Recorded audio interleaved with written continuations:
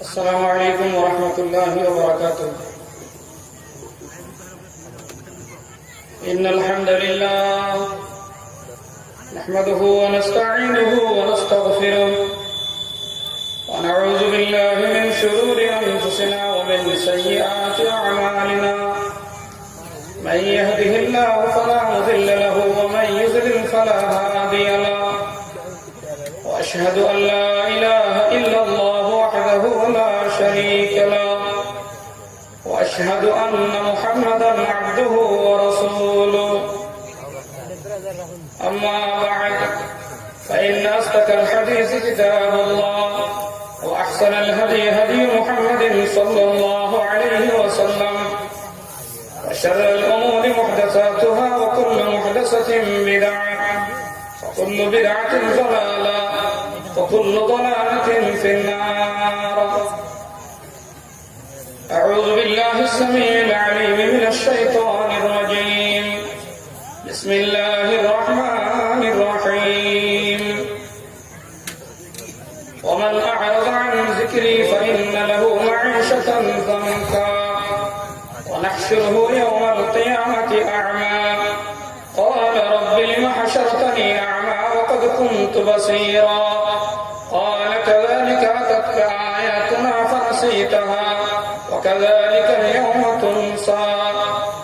وقال تعالى وأمر أهلك بالصلاة واصطبر عليها لا نسألك رزقا نحن نرزقك والعاقبة للتقوى.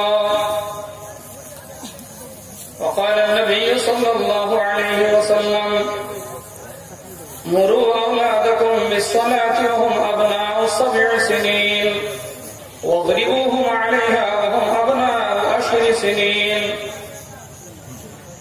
وفرقوا بينهم في المزاجع وفي رواية وتفرقوا بينهم في المزاجع رواه أبو داود. अल्लाह ने आज तक उस कौम की हालत नहीं बदली। अल्लाह ने आज तक उस कौम की हालत नहीं बदली ना हो जिसको ख्याल खुद अपनी हालत को बदलने का। अमल से जिंदगी बनती है जन्नत भी जहन्नम भी। अमल से जिंदगी बनती है जन्नत भी जहन्नम भी। ये खाकी अपनी फितरत में न नूरी है न नारी है। যখন তুমি এসেছিলে ভবে কেনেছিলে তুমি হেসেছিল সবে এমন জীবন করো হে গঠন মরিলে হাসিবে তুমি কান্দিবে ভুবন। এমন জীবন না করো গঠন মরিলে কান্দিবে তুমি হাসিবে ভুবন।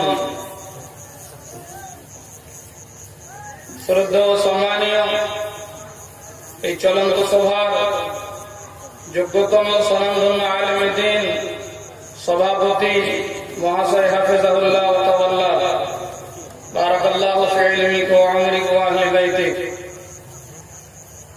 ও আকাশের তারকা সদৃশ্য মঞ্চে উপবিষ্ট ওলামায়ে দ্বীন ও সামনে বসে থাকা পত্র এলাকার বিভিন্ন জায়গা থেকে दीनी जज्बा और दीन के जानबो सीखबो से मोताबिक जीवन गढ़बो এই আশা আকাঙ্ক্ষা নিয়ে ছুটে আসা মুসলিম ভাই সকল সমস্ত তারিফ আল্লাহ রাব্বুল আলামিনের জন্য যিনি আমাদেরকে বহু ব্যস্ততার মধ্যে দিয়েও কোরআন ও সহিহ সুন্নাহর এই মজলিস সাজানোর এবং সেই মজলিসে বসে কিছু কোরআন ও সুন্নাহর আলোচনা শোনার তৌফিক দিয়েছেন। খুব ছোট্ট করে আল্লাহ রাব্বুল আলামিনের শুকরিয়া আদায় করি। সকলে বলি আলহামদুলিল্লাহ। অতঃপর দরুদ ও শান্তি ধারা বর্ষিত হোক সমস্ত নবী এবং রাসূলের উপর, খুসুসান আখির নবী মুহাম্মদ রাসূলুল্লাহ সাল্লাল্লাহু আলাইহি ওয়াসাল্লামের উপর। আল্লাহুম্মা সাল্লি ওয়া সাল্লিম আলাইহি ওয়া বারিক আলাইহি। ব্রাদারান ইসলাম, আমি আপনাদের সামনে খুতবায়ে মাসুমার পর মহাগ্রন্থ আল কোরআনের সূরা তাহা সূরা নম্বর 20 আয়াত 124 থেকে 126 এবং সেই সূরারই শেষ দিকে 132 নম্বর আয়াত তেলাওয়াত করেছি এবং তার সাথে সামঞ্জস্য রেখে আবু দাউদের সহিহ রিওয়ায়াত আপনাদের সামনে পাঠ করেছি। এই আয়াত এবং হাদিস উভয়কে সামনে রেখে কিছু সংক্ষিপ্ত আলোচনা করবে ইনশাআল্লাহ। আমা তৌফিক ইল্লা বিল্লাহ আলাইহি তাওয়াক্কালতু ওয়া ইলাইহি উনীব। আমি যে আয়াত এবং হাদিসগুলো পড়েছি এবং এরপরে কিছু উর্দু এবং বাংলায় কিছু কবিতার লাইনগুলো পড়েছি। যারা এই উর্দু এবং বাংলা কবিতার যে লাইনগুলো পড়েছি যারা বুঝেছেন, আশা করছি ধরতে পেরেছেন আমি কোন বিষয়কে সামনে রেখে কিছু কথা বলবো। আমার পূর্বে বেরাদারে মুখলিস ফজিলতুল শেখ মাওলানা আব্দুল হক আল মারকাজি হাফেজাহুল্লাহ ওয়া তাআলা সুযোগ্য ইমাম, আমাদেরই সীতাপাহাড়ি জামে মসজিদের ইমাম, উনি যে বিষয়ে আলোচনা করছিলেন আমি বসে বসে শুনলাম, কয়েকটি বিষয় চিন্তা ভাবনা করলাম আর শেষে আবার ওই বিষয়টাকে বাঁচলাম। উনি যেগুলো কথা বলেছেন ইনশাআল্লাহ ওইগুলোকে বাদ দিয়ে তার সাথে সামঞ্জস্য রেখে আরো অনেকগুলো কথা আছে ইনশাআল্লাহ খুব সংক্ষিপ্ত ভাবে যতদূর পারি চেষ্টা করব। আল্লাহ তাআলা মুমিন সম্প্রদায়কে সম্বোধন করে বলছেন 66 নম্বর সূরা 6 নম্বর আয়াত, যেটা উনি আলোচনা করে গেলেন। ইয়া আইয়ুহাল্লাযীনা আমানু, সম্বোধন মুমিন ব্যক্তিকে। সাধারণভাবে একটু আমরা লড়াচড়া করে দেখি নিজের ভিতরটাকে নিয়ে যে আমি মুমিন কিনা। লম্বা লম্বা আলোচনা আছে ইমান কাকে বলে, ইমানদারের পরিচয়, আরো কিছু খুব সংক্ষিপ্ত ভাবে 3টি ছোট্ট ছোট্ট গুণ বর্ণনা করছি। একজন মুমিন যিনি হবেন তার মধ্যে একত্রিত ভাবে 3টি গুণ থাকবে। 3টির মধ্যে কোনো একটি যদি হারিয়ে যায় ইমান নষ্ট হয়ে যাবে এবং ইমান তার কাছে থাকবে না। নাম্বার 1, রাসূলুল্লাহ সাল্লাল্লাহু আলাইহি ওয়াসাল্লাম হাদিসের মধ্যে বলছেন, সেই বুখারী প্রথমেই বাবু কাইফা কানা বাদুল ওয়াহী এর পরে যে কিতাবটি আসবে কিতাবুল ঈমান, এর সম্ভবত 9 এবং 10 নম্বরের মধ্যে এই হাদিসটি পাবেন এবং সহিহ মুসলিমে কিতাবুল ঈমানের 60 এবং 61 নম্বর হাদিসে এই হাদিসের শব্দগুলো পাবেন। বর্ণনাকারী আবু হুরায়রা রাদিয়াল্লাহু তাআলা আনহু উনি বর্ণনা করেছেন, قال রাসূলুল্লাহ সাল্লাল্লাহু আলাইহি ওয়াসাল্লাম আল ঈমানু বিযুন ওয়া সাবউনা শুবা, ঈমানের 70টির থেকেও বেশি শাখা প্রশাখা আছে। ফাআফযালুহা ওয়া ফি রিওয়ায়াতিন ফাআলাহা, সবথেকে উঁচু স্তরের হাই কোয়ালিটি এবং ওর মধ্যে সর্বশ্রেষ্ঠ ঈমানের যেটা আলামত সেটা হচ্ছে কওল, অর্থাৎ বলা, মুখে উচ্চারণ করা, সাক্ষ্য দেওয়া। কোন বিষয়ের উপরে? লা ইলাহা ইল্লাল্লাহ, এই কথার সাক্ষ্য দেওয়া।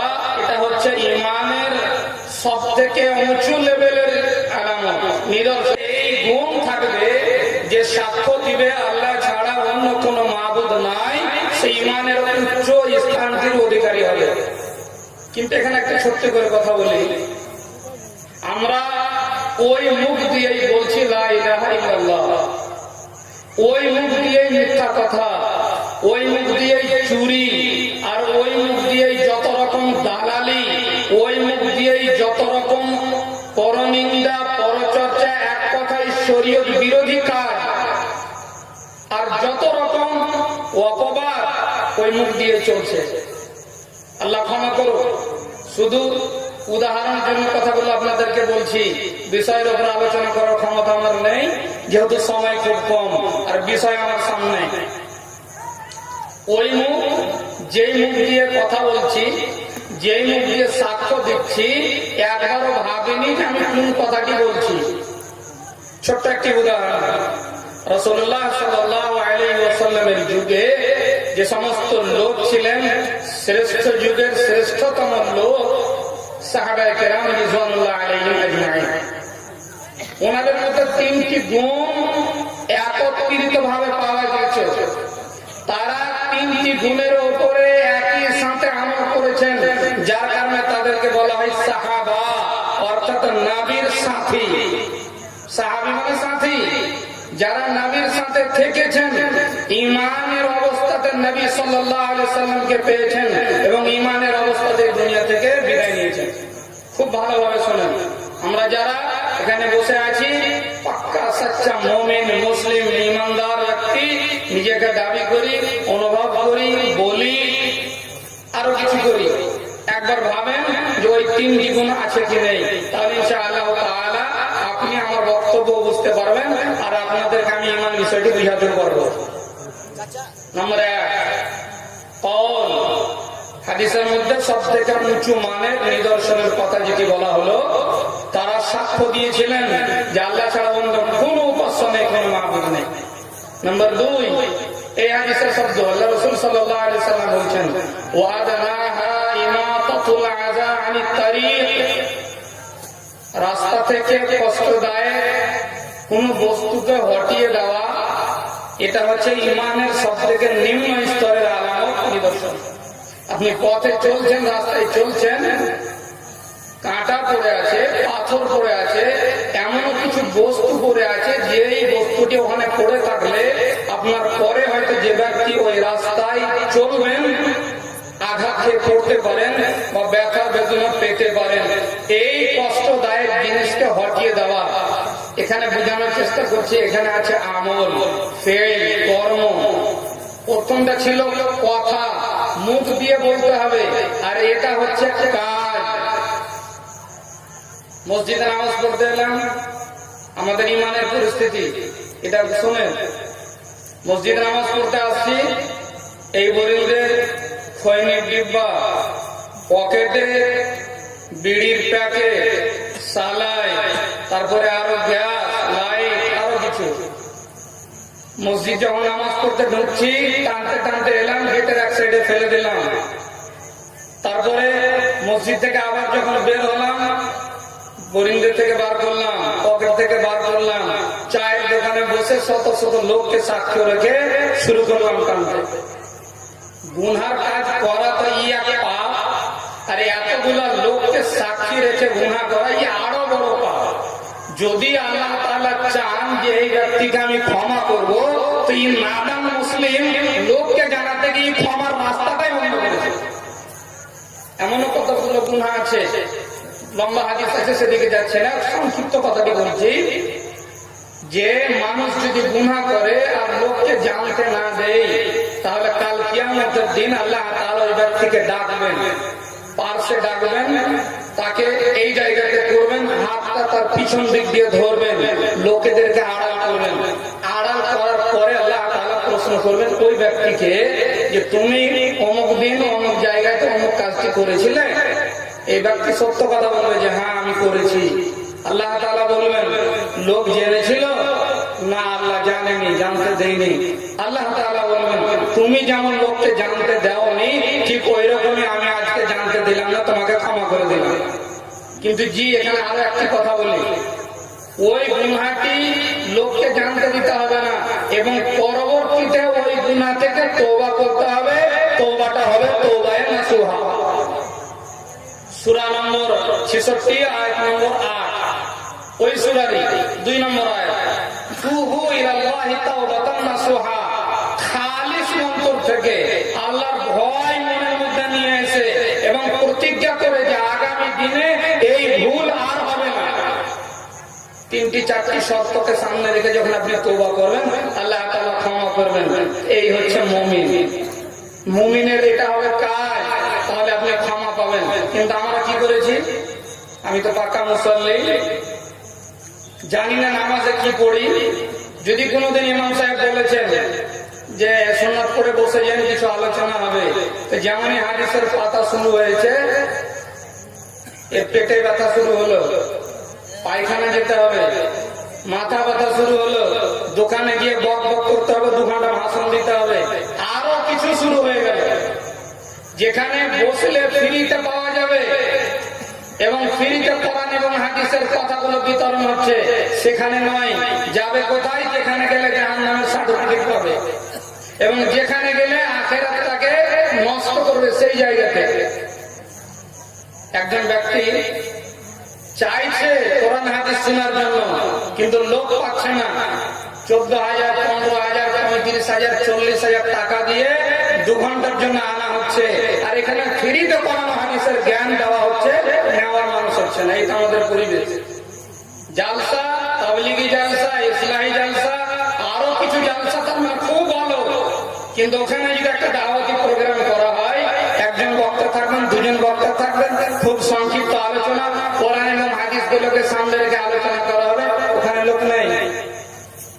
গান বাজনা হবে, কানে আঙুল ভরে সাপকে ব্যাং বলে টানবে, খুব ভালো। সকালে গিয়ে চায়ের দোকানে আলোচনা, গতকাল বক্তব্য শুনলি, কে কেমন বললে, কাকটা ভালো লাগলো, এই তো অবস্থা। বক্তাদের পরীক্ষা আমরা নিতে শুরু করেছি, আর যার কারণে সমাজের এই অবস্থা হয়েছে। একজন ভালো কোরআন হাদিসের অভিজ্ঞ আলেম, তার কথা শুনতে ভালো লাগে না, কেন? তার কথাতে রস নেই, মজা নেই। এই মজা দিয়ে কথা বলবে তাহলে শুনতে ভালো লাগবে। আর ওই মজা যখনই চলে এসছে শরীয়তের মধ্যে, আসলটা ঢাকা পড়েছে, নকল বাজারে চলছে। বর্তমান সমাজে প্রকৃত ইসলাম আর প্রচলিত ইসলামে আসমান জমির পার্থক্য। আসমান এবং জমিনের মধ্যে যতটা দূরত্ব, সাধারণ মানুষ যেটা সামনে দেখছে ভাবছে এটাই ইসলাম, কিন্তু প্রকৃত ইসলাম থেকে শত শত গুণ দূরে। আমাদের বর্তমান ইমানের এই অবস্থা, এটাকে পাল্টাতে হলে কি করতে হবে? সাহাবার যুগে যেতে হবে। নবী সাল্লাল্লাহু আলাইহি ওয়াসাল্লাম যেই পদ্ধতিতে দাওয়াতের কাজ করেছেন, যেই পদ্ধতিতে মানুষকে বুঝিয়েছেন, ওই পদ্ধতিটাকে সামনে রাখতে হবে। কোরআন এবং হাদিসকে সামনে রেখে আগামী দিনের জন্য, আগামী জীবনের জন্য একটা পদক্ষেপ নিতে হবে। ইনশাআল্লাহ তাআলা একটা পথ পাবেন, একটা রাস্তা পাবেন। আমি যে কথাটি বলছিলাম, ইমানদার ব্যক্তি, সাহাবাদের জীবনী, 3টি গুণের কথা বললাম, 2টি গুণ পাওয়া গেল। একটা ওনারা বলেছেন, 2 নম্বর কাজে করেছেন, 3 নম্বর অন্তরে বিশ্বাস ছিল। এবার 3টা দলের নাম বলছি, যাদের মধ্যে 1টি করে গুণ আছে, বা তর্কের খাতিরে মানলে 2টি করে গুণ আছে, কিন্তু 1টি করে নেই, যার কারণে তাদের নাম মুসলিম নয়, তাদেরকে মুমিন বলা হয়নি, তাদেরকে ইমানদার বলা হয়নি। কোরআনের ভাষায় কোথায় বলা হয়েছে মুনাফিক, কোথায় বলা হয়েছে মুশরিক, আর কোথায় বলা হয়েছে কাফের। 1 নম্বর, 3টি গুণ যাদের মধ্যে থাকলো, এরা হচ্ছে প্রকৃত মুমিন, সাহাবায়ে কেরাম রিজওয়ানুল্লাহি আলাইহিম আজমাইন। অন্তরে যতটা বিশ্বাস ছিল, কাজে ততটা করেছেন, মুখেও স্বীকার করেছেন। নাম্বার 2, একজন লোক ছিল, নবীর পিছনে নামাজ পড়েছেন, রোজাও রেখেছেন, জিহাদের ময়দানেও গেছেন, কিন্তু কোন সময় ভয়ে পিছা দিয়ে পালিয়ে এসেছেন। এরা কারা ছিল? উবাই বিন সালুলের জামাত। এদেরকে কোরআনের ভাষায় বলা হয়েছে মুনাফিকিন। আর এদের জন্য জঘন্যতম শাস্তির কথা বলা হয়েছে। আল্লাহ তাআলা কি বলেছেন? ইন্নাল মুনাফিকিনা ফি দারকিল আসফালি মিনান নার। 5 পারার একবারে শেষ পৃষ্ঠার আয়াত, যে মুনাফিক যারা হবে জাহান্নামের সর্বনিম্ন স্তরে এদের ঠিকানা হবে। এবার চিন্তা করেন, জাহান্নামে তো মানুষ যাবে, কিন্তু মুনাফিকের ব্যাপারে বলা হয়েছে সব থেকে নিচু জায়গাতে যাবে, মানে আগুন নিচু দিক থেকে জ্বলে।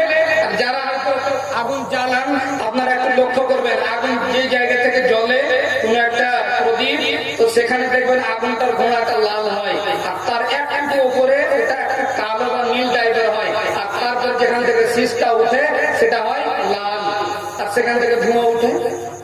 আর ওই জায়গার মধ্যে সব থেকে বেশি তাপ আছে ওই লাল উপরে, ছোট্ট করে কালো বা নীল জায়গাটা আছে সেখানে, আর ওই জায়গাটা হবে মুনাফিকদের ঠিকানা। এবার একটা জিনিস বুঝি, ভালোভাবে মনে করি, আমরা যারা মুমিন, আমাদের ঠিক ওই অবস্থা। মৌলভী সাহেবের পিছনে নামাজ পড়লাম, যেমনই মসজিদ থেকে বেরোলাম, লম্বা লম্বা ফতোয়া। এই মৌলভী সাহেবের খেয়ে দিয়ে কাজ নেই, লম্বা লম্বা সূরা ধরছে। আমরা খেটে খাওয়া মানুষ, নামাজে ঘুম আসছে, আরো কিছু হচ্ছে। আল্লাহু আকবার। মসজিদে নামাজ পড়তে গিয়ে 10 মিনিট সময়, মাথা ব্যথা শুরু। ফিল্ম দেখতে গিয়ে হলটা 3 ঘন্টা সময়, তা মনে হচ্ছে আরে পুরো সময়টা পালিয়ে গেল। এখন তো অ্যান্ড্রয়েড মোবাইল, ইউটিউব আর ভিডমে আর ফেসবুক, আরো কত কিছু। বসে বসে রাতকে রাত পার হয়ে যাচ্ছে, কোনো ব্যাপার নাই। আমি ভালো হলে আমার সম্পদ কি করে ভালো হবে? মৌলানা সাহেব বলছিলেন যে আপনি বাঁচান, আপনার পরিবারকে বাঁচান, পরিবার দূরে রাখেন। আপনাকে বলছি আল্লাহ তাআলা আপনাকে সম্বোধন করে বলেছেন আগে কু আনফুসাকুম, কতটা বাঁচলেন। এর আগে বহু শুনেছেন, বহু বক্তব্য শুনেছেন। এখান থেকে উঠার আগে একটা প্রতিজ্ঞা করেন, জীবনের মধ্যে পরিবর্তন ইনশাআল্লাহ আসবে যদি আপনি আনতে চান। এমনি এমনি হয়ে যায় না কোনো কাজ, কোনো কাজ এমনি এমনি হয়ে যায় না। তার পিছনে একটা পরিশ্রম লাগে, একটা মেহনত লাগে। আপনি যদি মেহনত করেন ইনশাআল্লাহ ফল পাবেন। আর যদি মেহনত না করেন, এখন খরানের দাম, মাঠে লাগিয়েছেন, আর লাগার পরে পানি লাগবে, সার লাগবে, না আরো কিছু লাগবে, কিছুই দেখতে গেলেন না। যখন দেখছেন সবাই ধান কাটতে যাচ্ছে, আপনিও কাস্তেটা নিলেন বা ওই কি বলে হোসাটা নিলেন, আর তারপরে জমিতে গিয়ে ধান কাটবা মনে করছেন। জি, ধান পাবেন, ধানের থেকে দেখবেন বেশি আগাছা, ঘাস, আরো কিছু।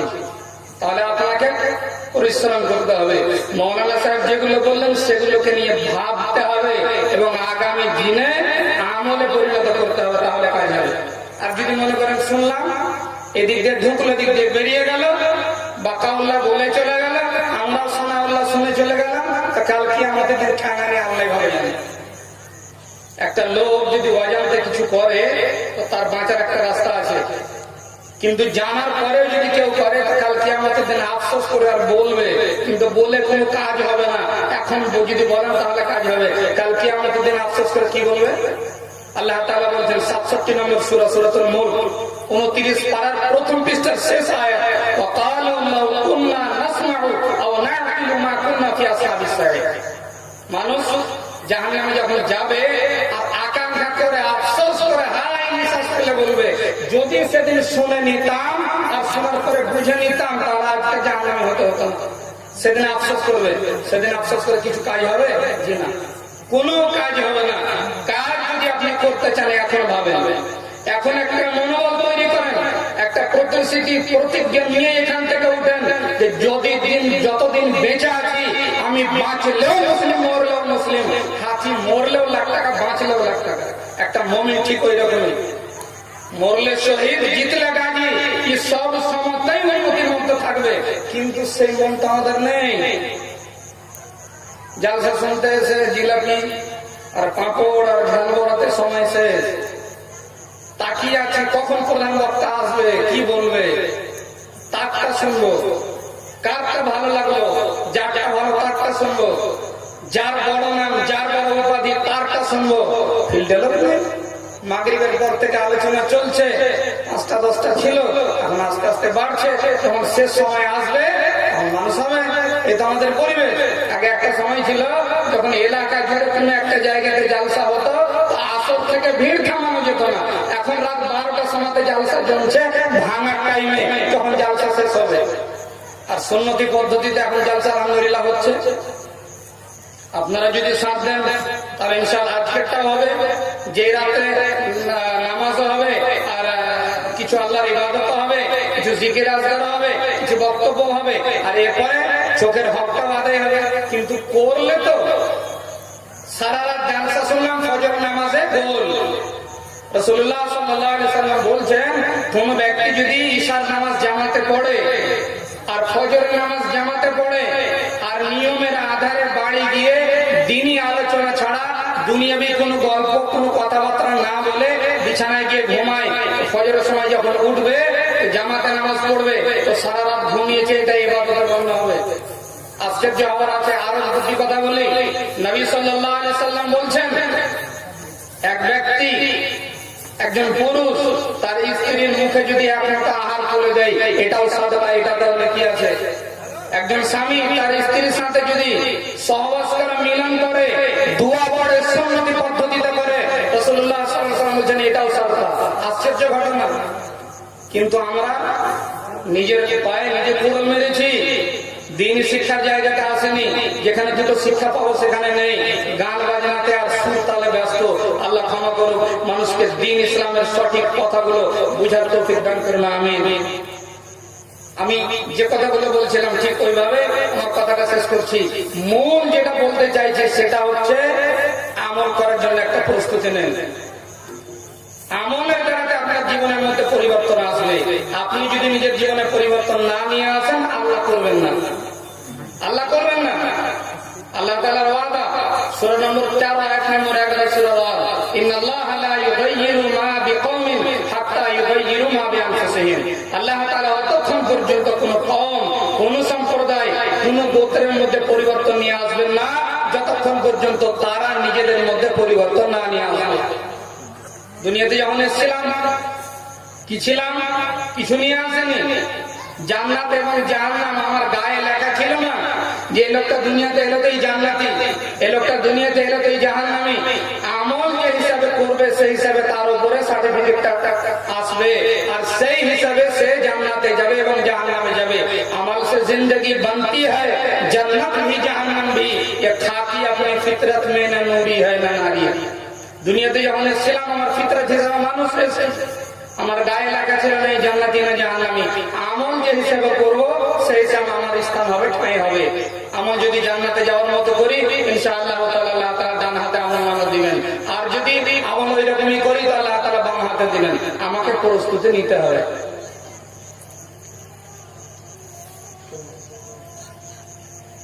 যেগুলো কথা মানে বলছি এর মূল বিষয়টা আপনাদেরকে এবার বলি, সেটা হচ্ছে 3টি গুণ আছে, কিনা একবার ভেবে দেখেন। কালেমা মুখে বলছি, অন্তরে বিশ্বাস নেই।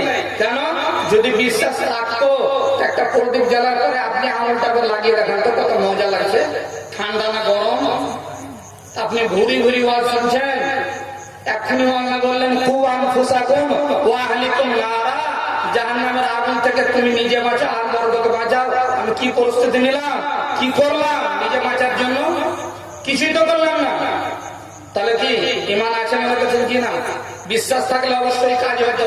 বিশ্বাস নাই বলে বর্তমানে দিনের পর দিন কেটে যাচ্ছে, কোনো ব্যাপারই নেই। একবার ভাবেন, একবার নিজের জীবনটাকে নিয়ে ভাবেন। পরিবর্তন আসবে ইনশাআল্লাহ, আল্লাহর ওয়াদা, কিন্তু প্রস্তুতি নেন। জালসা শুনছেন, আলহামদুলিল্লাহ, খুব ভালো জিনিস। এলাকাতে আরো কিছু জালসা আছে, শেষ হয়নি, সেগুলো যাবেন, শুনবেন, খুব ভালো। কিন্তু ওই ভালোটাই আবার খারাপ হবে যদি সেটাকে কাজে পরিণত না করেন। এবার বলি যে আয়াত কটা পড়েছি ও কটা ব্যাখ্যা, তারপরে শেষ করবো ইনশাআল্লাহ। 3টি গুণের কথা বললাম, ভালোভাবে মনে রাখবেন। 1 নম্বর ঈমান, বিশ্বাস রাখতে হবে, মুখেও বলতে হবে, কাজে পরিণত করতে হবে। আমি মুখে বললাম এক ওয়াক্ত নামাজ নাই, জি না, ঈমান কবুল হবে না। নামাজ পড়ছি কিন্তু মনের মধ্যে একবারে জিলেবির আর নুন ঝুড়ির ব্যাগ লেগে আছে, বুঝতেই পারছি না যে নামাজ পড়ে কি হচ্ছে। আমি লাভ লস কিছুই ভেবে পাচ্ছি না। যার কয়েকটা উদাহরণ দিলাম, ঢোকার সময় এক আমল, বের হওয়ার সময় এক আমল, তারপরে বেরিয়ে এমন এক জায়গায় গেলাম যেখানে জাহান্নামের সার্টিফিকেট। এগুলো যদি আমল হয় তাহলে জানবেন আপনি ভেবেই পাবেন না। আল্লাহ তাআলা কোরআনে কারীমের মধ্যে বলছেন 21 পারার প্রথম আয়াত, ইন্না সালাতা তানহা আনিল ফাহশাই ওয়াল মুনকার। আল্লাহর কোরআনের কথা তো সত্য যে নামাজ যদি পড়ে তাহলে নামাজ তাকে অপকর্ম, খারাপ, মন্দ কাজ থেকে বিরত রাখবে। পড়তে যাওয়ার সময় মন্দ কাজ, বের হওয়ার তখন মন্দ কাজ। তাই গেল জীবনটা আমাদের ওয়াজ করতে হবে। জীবনে এত জং লেগেছে যে হাতুড়ে বেরিয়ে বেরিয়ে শেষ হয়ে যাবে, আর ওই অবস্থায় হয় কিয়ামতের দিন জাহান্নামে মার খেতে খেতে জান যাবে। এবার শান্তি যদি পেতে হয় তাহলে কি করতে হবে? 2 মিনিট সময় নেবে।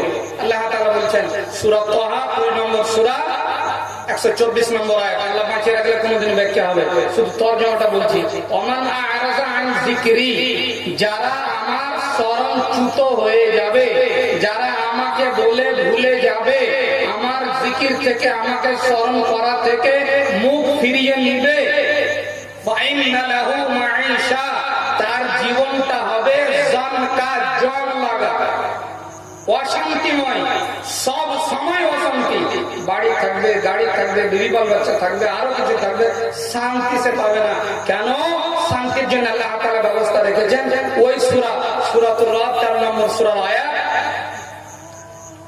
আল্লাযীনা আমানু ওয়া তাতমাইন্নু কুলুবুহুম বিযিকরিল্লাহ। অন্তরকে যদি শান্তি রাখতে চাও আল্লাহর জিকির করো।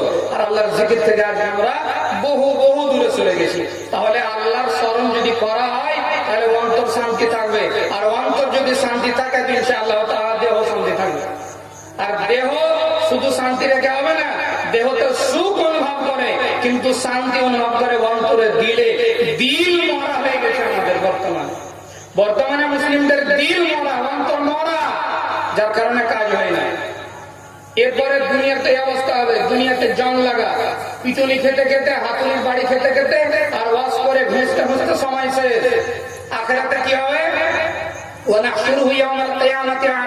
আল্লাহ তাআলা বলছেন আমি তাদেরকে জমা করবো কিয়ামতের দিন অন্ধ করে, উঠবে তো দেখতে পাবে না। আল্লাহকে আফসোস করে বলবে রব্বি লিমা হাশারতানি আমা, এ আল্লাহ কি হলো, আমি দুনিয়াতে চোখওয়ালা ছিলাম, কুনতু বাসীরা, এখানে আমার কি হয়ে গেল, অন্ধ কেন? আল্লাহ তাআলা বলবেন তাআলা কাযালিকা আতাতকা আয়াতুনা, ঠিক ওই রকমই আমার বহু আয়াত তোমার সামনে, বহু নিদর্শন তোমার সামনে গেছিল, ফানাসিতা, তুমি ভুলে গেছিলে, ওয়াকাযালিকাল ইয়াওমা তুনসা, ওই রকমই তুমি যেমন দুনিয়াতে আমাকে বলে ভুলেছিলে, আমার বহু কিছু নিদর্শন দেখার পর আজকে আমি তোমাকে বলে ভুলেছি। তাহলে শান্তি পেতে চান, বাড়ির পরিবারকে ইসলামিক পরিকাঠামো অনুযায়ী গড়তে চান, ওলামায়ে কেরাম আছেন, বক্তব্য শুনবেন। ছোট্ট করে একটি কথা বলি, আল্লাহ তাআলা যে পদ্ধতি অবলম্বন করতে বলেছেন করেন। আপনি আগে নামাজি হন, আপনি যদি নামাজি হন, আপনার দেখা দেখি আপনার ছেলে মেয়ে নামাজ পড়বে, বাপ গুনে বেটা, মা গুনে বেটি। একটা কথা আছে, মা যদি নামাজি হয় তাহলে মেয়ে দেখবে যে মা উজু করছে, তুও পাশে যাবে, উজু করার চেষ্টা করবে। মাকে দেখবে নামাজের পাটিতে দাঁড়াচ্ছে, তো ইও যাবে যে নামাজ পড়ার চেষ্টা করবে। ও হাত ওপরে বাঁধুক আর নিচে বাঁধুক, ডান হাত ওপরে বাম হাত ওপরে, এটাতে যায় আছে না, কিন্তু চেষ্টা করবে। কাজ করা কি করে শিখে? দেখে দেখে। সুবহানাল্লাহ, আল্লাহ মাফ করুন। ওলামায়ে কেরাম আছেন, বক্তব্য দিবেন, বাইরে থেকে এসেছেন।